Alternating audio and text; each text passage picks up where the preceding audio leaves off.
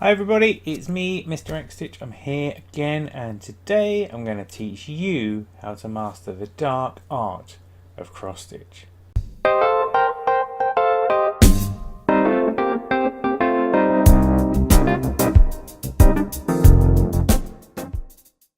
In this video, it's the waist knot technique. Waist knot, want.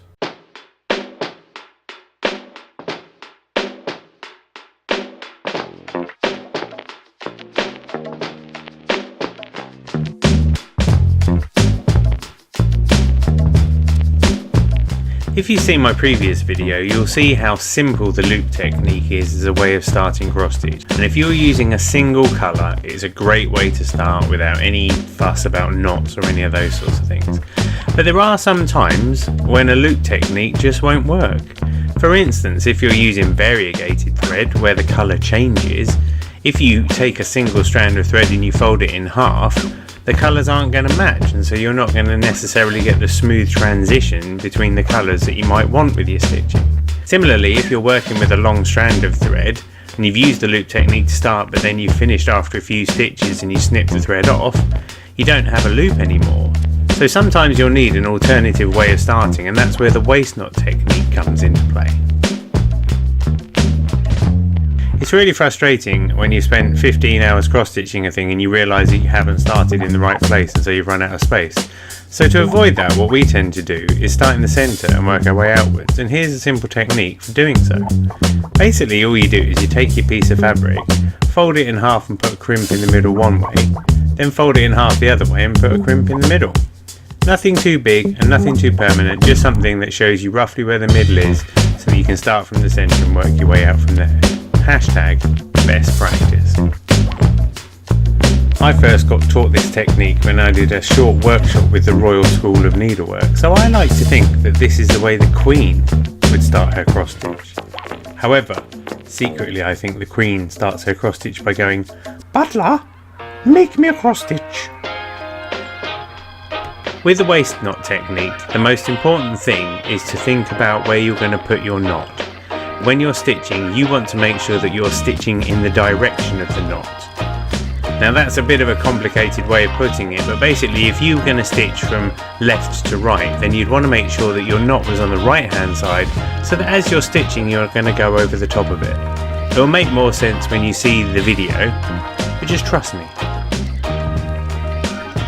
I don't really understand what kind of crazy science it is that makes knots, but I've learned that if you take a strand, if you lick your finger, you wrap the strand around your finger and you kind of roll it off the end of your finger, roll it up and somehow it makes a knot.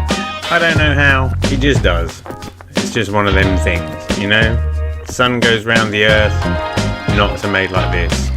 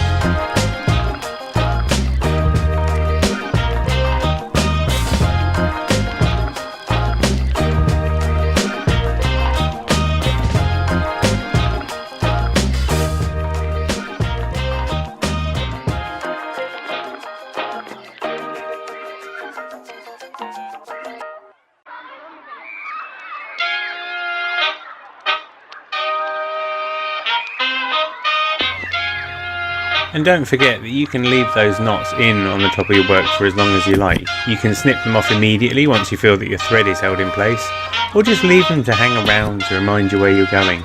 The more you stitch over them, the more secure that thread's going to be, so don't worry about it too much.